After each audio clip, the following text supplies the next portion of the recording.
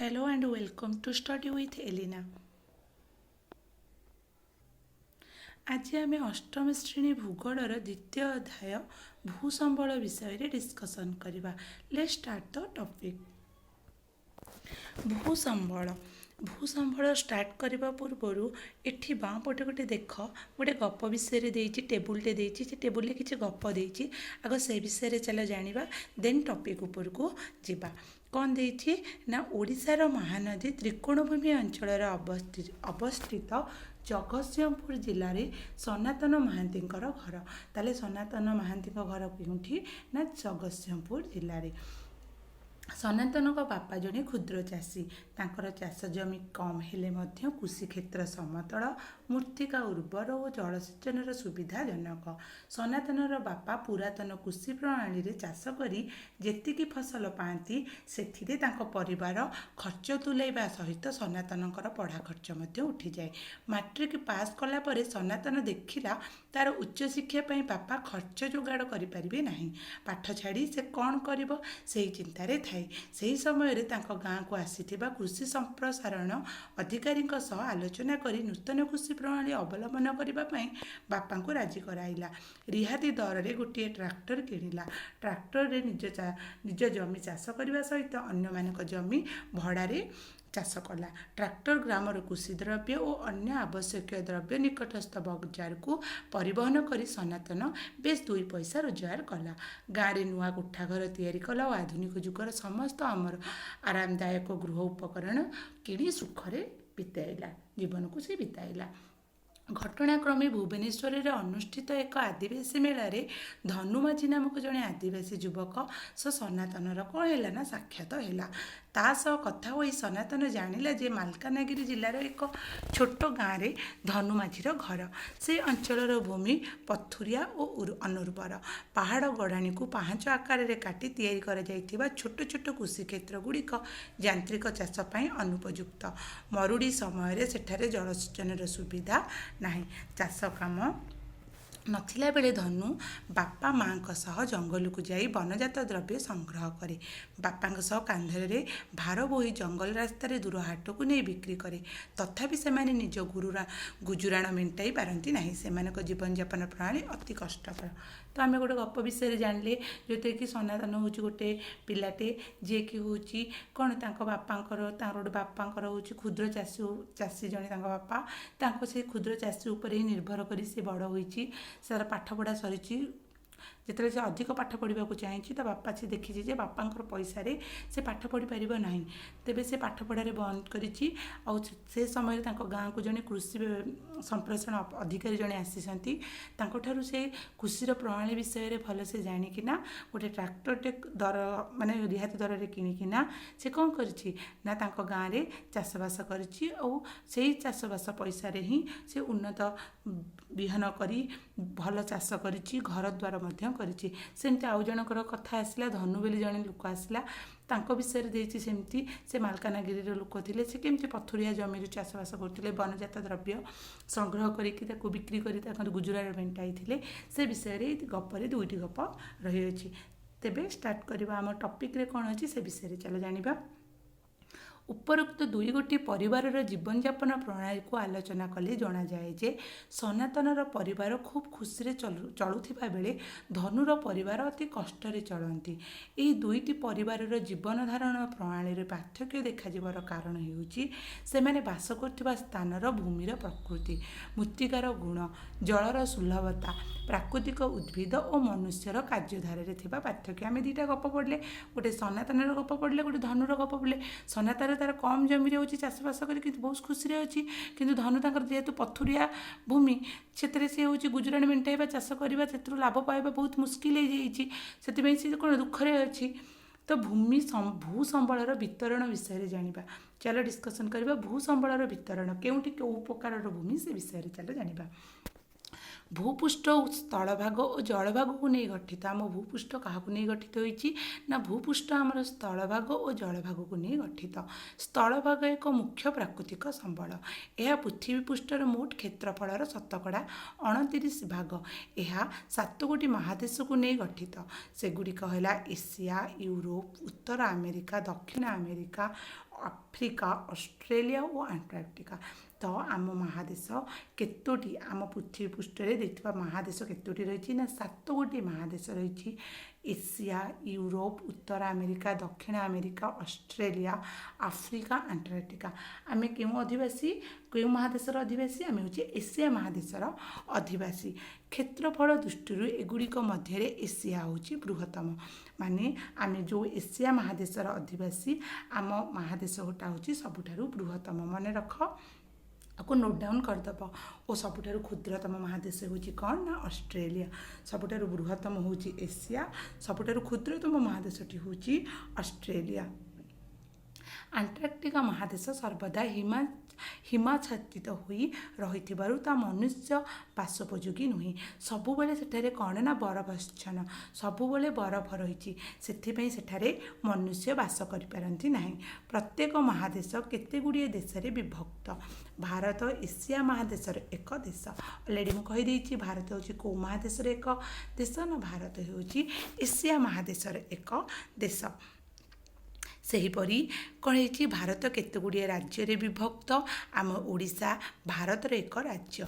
तो कौन दे भारत हूँ केतेगुड़िए राज्य को नहीं गठित होईची। तो से मध्यरु आम ओडिशा हूँ भारतर हूँ गोटे राज्य। भूसंबलर प्रकार भेद विषय चल जानिबा। समुद्र पतन ठारू स्थलभाग आड़कू भूमिर उच्चता क्रमशः वृद्धि पाए। उच्चता दृष्टि भूभाग को 3 भाग में विभक्त करा जाए। अधिक उच्चता विशिष्ट पहाड़ और पर्वत गुड़ी को पार्वत्य भूमि, अल्प उच्च नीच होइतिबा विस्तीर्ण पथुरिया अंचल को मालभूमि एवं समुद्र पतन अल्प उच्चरे थिबा प्राय समान उच्चता विशिष्ट अंचल को समतल भूमि बोली कहुए। एशियार हिमालय, यूरोपर आल्प्स, उत्तर अमेरिकार रॉकी, दक्षिण अमेरिकार आंडीज पर्वतमाला पृथ्वीर मुख्य पर्वत भूमि गुड़िक अवस्थित। ताले केउं गुड़िक होची मुख्य पर्वत भूमि गुड़िक नहीं अवस्थित होईची ना एशियार हिमालय, यूरोपर आल्प्स, उत्तर अमेरिकार रॉकी, दक्षिण अमेरिकार आंडीज पर्वतमाला गुड़िक पृथ्वीर मुख्य कौन पार्वत्य भूमि अवस्थित होईची। सेहीपरि एशियार तिब्बत, गोबी, यूरोपर सैंटिनेविया, उत्तर अमेरिकार कानाडियन सिलर, दक्षिण अमेरिकार ब्राजिल और पाटागोनिया, आफ्रिकार अधिकांश अंचल और पश्चिम ऑस्ट्रेलिया भारतर दक्षिणतम मालभूमि पृथ्वीर मुख्य मालभूमि रूपे परिचित। भारतर हिमालय, आरावली, विंध्य, पूर्वघाट और पश्चिमघाट प्रभृति उच्च पथुरिया अंचल गुड़िक पार्वत्य भूमि अंतर्गत। पहाड़ पर्वत मालभूमिर उपर भाग में मृत्तिकार स्तर पतला पथुरिया और ताहार जलधारण क्षमता कम। तेणु सही सबु अंचल कृषि कार्य लाभजनक नुहे। विभिन्न नदी उपत्यका, त्रिकोणभूमि अंचल एवं समुद्र उपकूल रे समतल भूमिमान देखा जाए। पृथ्वीर मुख्य समतल भूमि गुड़िक मध्य एशियार साइबेरिया, उत्तर अमेरिकार केंद्रीय समतल भूमि, दक्षिण अमेरिकार आमाजन और पाराना पारुगुए अववाहिका, आफ्रिकार नील नदी, कंगो नदी अववाहिका उल्लेखनीय योग्य।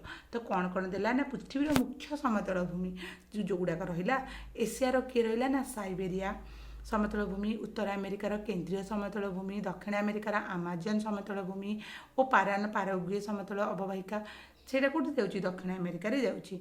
आफ्रिकार नील नदी, कंगो नदी अववाहिका उल्लेखनीय योग्य। भारतर गांगेय उपकूलवर्ती समतल अंचल एवं ओडिशार महानदी अववाहिका और बंगोपसागर उपकूलवर्ती अंचल समतल भूमि रूपे परिचित।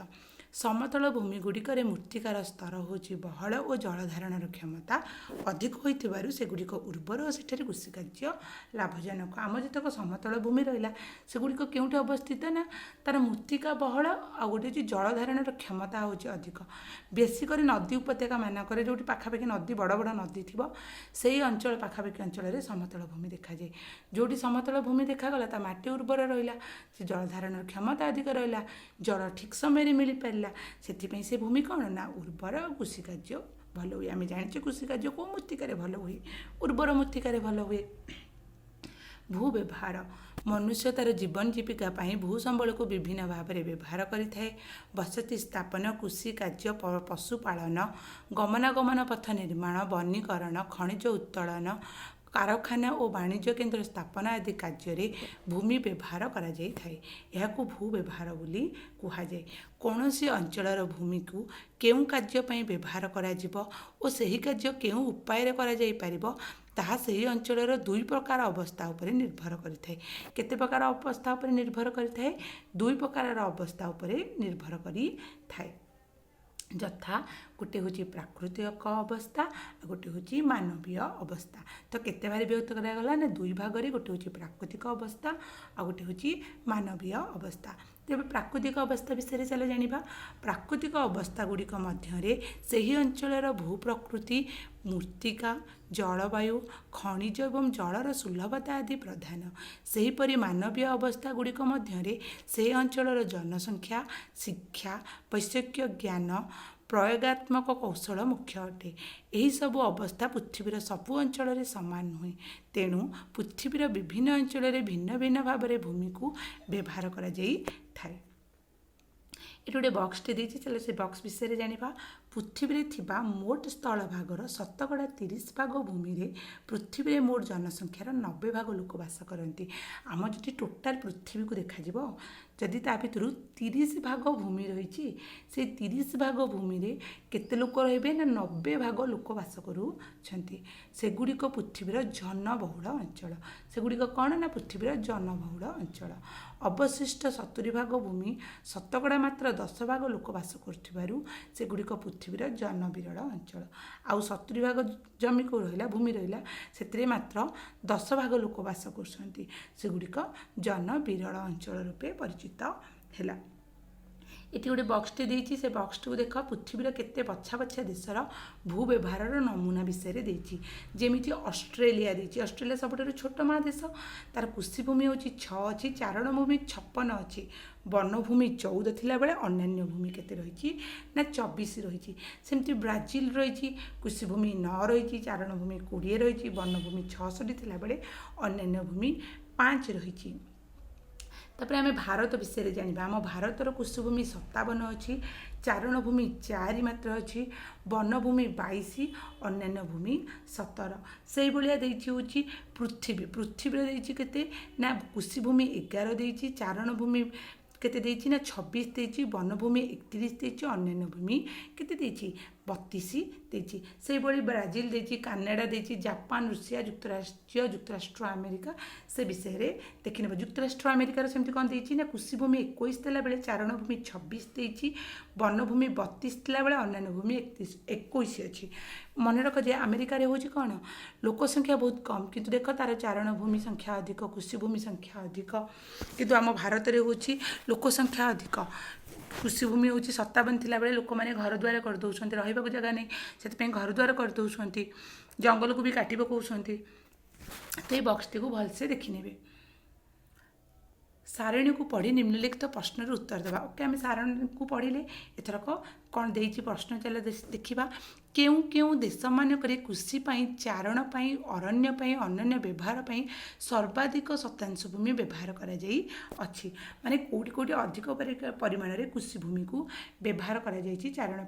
ऑलरेडी बॉक्स देती, से बॉक्स आम बाहर कर भारतर भूमि को मुख्यतः अरण्य भूमि, चारण बा गोचर भूमि, कृषिभूमि, जनबसति, कलकारखाना, रास्ताघाट इत्यादि उद्देश्य व्यवहार कर। ऑलरेडी कही आम भारत लोक संख्या एत परिमाण में बढ़ुंट जे आम कृषिभूमि भी घर तोड़ी दौरान, आमर जंगल भूमि को काटी जंगल को काटी रास्ताघाट कर, कलकारखाना स्थापन करमतीक घर द्वार भी करदे, इंडस्ट्री भी करदे। भारतर समुदाय भूमिर 54% हूँ कृषि कार्य, 19% जनबसति, मात्र 4% स्थायी चारण व गोचर भूमि रूपे व्यवहृत होउछि। जातीय अरण्य नीति अनुसार पारिस्थितिक संतुलन पई देशर समुदाय आयतनर 33% भूमि अरण्य आवश्यक होता स्थले भारत में प्राय 22% भूमि अरण्य द्वारा आच्छादित। ओडिशा रे 47% भूमि कृषिकार्य, 16% भूमि जनबसति, 5% चारण और गोचर भूमि एवं 32% भूमि अरण्य रूपे व्यवहृत होउछि। କ'ଣ ଦେଇଛି ଆଜିକାଲି ଜନସଂଖ୍ୟା ବୃଦ୍ଧି ସଙ୍ଗେ ସଙ୍ଗେ ଭୂମିର ଚାହିଦା ମଧ୍ୟ ବଢ଼ି ଚାଲିଛି କିନ୍ତୁ ମନୁଷ୍ୟ ବ୍ୟବହାର ଉପଯୋଗୀ ଭୂମିର ଆୟତନ ସୀମିତ ରହିଅଛି। ଆଜିର ଯୁଗରେ ମନୁଷ୍ୟ ସାମାଜିକ ସାଂସ୍କୃତିକ ପରିବର୍ତ୍ତନ ଏପରି ଦ୍ରୁତ ଗତିରେ ବଢ଼ି ଚାଲିଛି ଯେ ତାହା ଭୂ ବ୍ୟବହାର ଢାଞ୍ଚାକୁ ସମ୍ପୂର୍ଣ୍ଣ ରୂପେ ବଦଳାଇ ଦେଇଛି। ଅଲରେଡ଼ି ମୁଁ କହିଛି ଆମ ଦେଶର ଜନସଂଖ୍ୟା ଏତେ ପରିମାଣରେ ବଢ଼ିଯାଇଛି ଯେ ଆମର ସାମାଜିକ ସଂସ୍କୃତି ସବୁକିଛି ଚେଞ୍ଜ ହେବାରେ ଲାଗିଛି। ଆମ ଭୂମି ରୂପରେ ପରିବର୍ତ୍ତନ ଦେଖାଯାଉଛି, ପାଣିପାଗରେ ପରିବର୍ତ୍ତନ ଦେଖାଯାଉଛି, ବର୍ଷା ନିୟମିତ ଭାବେ ହେଉନାହିଁ, ଜଙ୍ଗଲଜାତ ଦ୍ରବ୍ୟ ନଷ୍ଟ ହେଉଛି, ଆଟମସ୍ଫିୟରରେ ହେଉଛି ପ୍ରଦୂଷଣ ବଢ଼ିବାରେ ଲାଗିଛି, ବିଭିନ୍ନ ପ୍ରକାର ରୋଗ ସୃଷ୍ଟି ମଧ୍ୟ ହେଉଛି।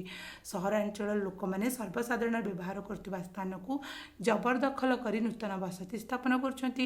ଗ୍ରାମାଞ୍ଚଳର ଲୋକମାନେ ମଧ୍ୟ ସର୍ବସାଧାରଣ ବ୍ୟବହାର କରୁଥିବା ସ୍ଥାନକୁ ଚାଷ ଜମିରେ ପରିଣତ କରିବାକୁ ପଛଉନାହାନ୍ତି। ରାସ୍ତା ଘାଟ ଘର ବାଡ଼ି ପାଇଁ ଅଧିକରୁ ଅଧିକ ଭୂମି ବ୍ୟବହାର ହେଉଅଛି। ଏହି ମାନବୀୟ କାରଣ ଗୁଡ଼ିକ କ'ଣ ହେଉଛି ନା ବ୍ୟତୀତ ଭୂ ଅବକ୍ଷୟ ମଧ୍ୟ ଭୂକ୍ଷୟ ପାଇଁ କ'ଣ ହେଉଛି ନା ଦାୟୀ ହେଉଛି। ଗୋଟେ ହେଉଛି ଭୂକ୍ଷୟ, ମୃତ୍ତିକା କ୍ଷୟ, ମରୁକରଣ ଓ ସୁନାମି ଭଳି ସାମୁଦ୍ରିକ ଢେଉ ପ୍ରଭୃତି କ'ଣ ହେଉଛି ନା କେତେକ ପ୍ରାକୃତିକ କାରଣ ମଧ୍ୟ ଆମର ଭୂମି ରୂପକୁ ନଷ୍ଟ କରିବାରେ କ'ଣ ହେଉଛି ମାନେ ଦାୟୀ ରହୁଛି। ଭୂ ସମ୍ବଳର ସଂରକ୍ଷଣ କେମିତି କରିବା ଆମେ?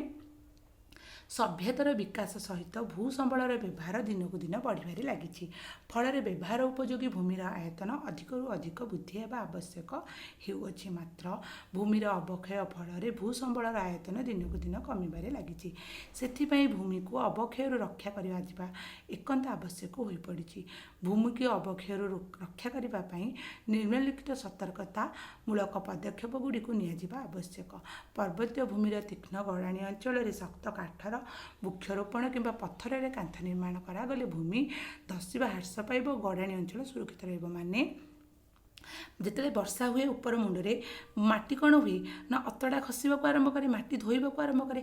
ଆମେ ଯଦି ପାହାଞ୍ଚ ସିଷ୍ଟମ୍ କରିଦେବା କି ପଥର ଖଞ୍ଚା ଦେଇଦେବା କି ଘାସ ଗାଲିଚା ଟାଇପ୍ର କରିଦେବା କି ବଡ଼ ବଡ଼ ଗଛ ଲଗାଇଦେବା, ତା ମୂଳ କ'ଣ ହେବ ମାଟିକୁ ଜାବୁଡ଼ି ଧରିବ, ତ ମାଟି କ୍ଷୟ ହେବାରୁ ରକ୍ଷା ମିଳିବ। ପର୍ବତ ଗଡ଼ାଣି ଗୁଡ଼ିକରେ ଭୂସ୍ଖଳନ ଘଟିବାର ପ୍ରଧାନ କାରଣ ହେଉଛି ବୃଷ୍ଟିଜଳ। କେଉଁ ଆମର ଭୂମିକମ୍ପ ହୋଇକି ଭୂସ୍ଖଳନ ହେଇକି ମାଟିକୁ ଅତଡ଼ା ଗୁଡ଼ାକ ଖସିଯାଉଛି, ଏହାର ମୁଖ୍ୟ କାରଣ କ'ଣ ନା ବୃଷ୍ଟିଜଳ। ବୃଷ୍ଟିଜଳକୁ ନାଳ ଦ୍ୱାରା ନିମ୍ନ ଅଞ୍ଚଳକୁ ନିଷ୍କାସିତ ହେବାର ବ୍ୟବସ୍ଥା କରାଗଲେ ଭୂସ୍ଖଳନ ହ୍ରାସ ପାଇଥାଏ। ଯଦି ଆମେ ପାହାଡ଼ରୁ ଝରଣା ଆକାରରେ ନାଳ ଟାଇପ୍ର କରିକି ଆମେ ଯଦି ତଳେ ଯେଉଁ ବାସ କରୁଥିବା ଗ୍ରାମାଞ୍ଚଳ ଅଛି ସେଥିରେ କି କେନାଲ ମାନଙ୍କରେ ମିଶାଇ ଦିଅନ୍ତେ, ତାହେଲେ ପାଣିଟା କ'ଣ ସେଇ ବାଟେ ଦେଇକି ଖସି ଆସନ୍ତା। ଆମେ ଯେହେତୁ ସେଗୁଡ଼ାକ କରୁନାହୁଁ, ତାଫଳରେ କ'ଣ ହେଉଛି ମାଟି ଅତଡ଼ା ଖସୁଛି। ନଦୀର ଚକ୍ରସ୍ଥାନ ମାନଙ୍କରେ ବୁରୁଜ ନିର୍ମାଣ କରିବା, ମାନେ ବୁରୁଜ ମାନେ ବ୍ରିଜ୍ କଲେ ନଦୀ ସ୍ରୋତର ବେଗ ହ୍ରାସ ପାଇ ନଦୀ ପାଶକୁ ଅତଡ଼ା ଖସିବା ମଧ୍ୟ ବନ୍ଦ ହୋଇଯିବ। ମାନେ ବନ୍ଧ ଗୁଡ଼ିକରେ କ'ଣ ଦେବା ନା ପଥର ବିଛାଇ ଦେବା। ସମୁଦ୍ର ଉପକୂଳର ଲୁଣି ଜଙ୍ଗଲକୁ କ୍ଷୟ ନ କରିବା ପାଇଁ ବାଲୁକା ସାହାଯ୍ୟରେ ଅଧିକ ଝାଉଁ ବଣ ସୃଷ୍ଟି କରିବା। ଯେମିତିକି ସମୁଦ୍ର ଢେଉ ଆସିଲେ କ'ଣ ହୁଏ, ବାଲି ସୁଦ୍ଧା ସବୁ ଧୋଇ ହେଇକି ନେଇଯାଏ। ଆମେ ଯଦି ଝାଉଁ ଗଛ ସୃଷ୍ଟି କରିବା, ଝାଉଁ ଗଛ କ'ଣ ସମୁଦ୍ର ଢେଉ ସମୁଦ୍ର ପାଣି ଜୁଆରିଆ ଅଞ୍ଚଳ ମାନଙ୍କରେ ଝାଉଁ ଗଛ ଭଲ ବଢ଼ିବ। ତ ଝାଉଁ ଗଛ ଲଗାଇଦେଲେ କ'ଣ ହେବ, ଯଦି ସମୁଦ୍ର ପାଣି ବି ଆସୁଛି ଗଲାବେଳେ ସେ ବାଲି ମାଟି ନେଇପାରିବନି, କାରଣ ଝାଉଁ ଗଛର ମୂଳ ମାଟି ଓ ବାଲିକୁ ଜାବୁଡ଼ିକି ଧରି ରଖିବ। ସମୁଦ୍ରର ଉଚ୍ଚ ଢେଉ ଓ ବାତ୍ୟା ଜନିତ କୂଳକ୍ଷୟ ହ୍ରାସ ପାଇବ। ବନଭୂମିକୁ ସଂରକ୍ଷିତ କରି କ୍ଷୟପ୍ରାପ୍ତ ବନଭୂମିରେ ନୂତନ ବନୀକରଣ କରାଗଲେ ଭୂକ୍ଷୟ ମଧ୍ୟ ହ୍ରାସ ପାଇବ। ମାନେ ଯେଉଁ ଜାଗା ଖାଲି ପଡ଼ିଛି ସେ ସ୍ଥାନ ମାନଙ୍କରେ ଗଛ ଲଗାଇବାକୁ ପଡ଼ିବ।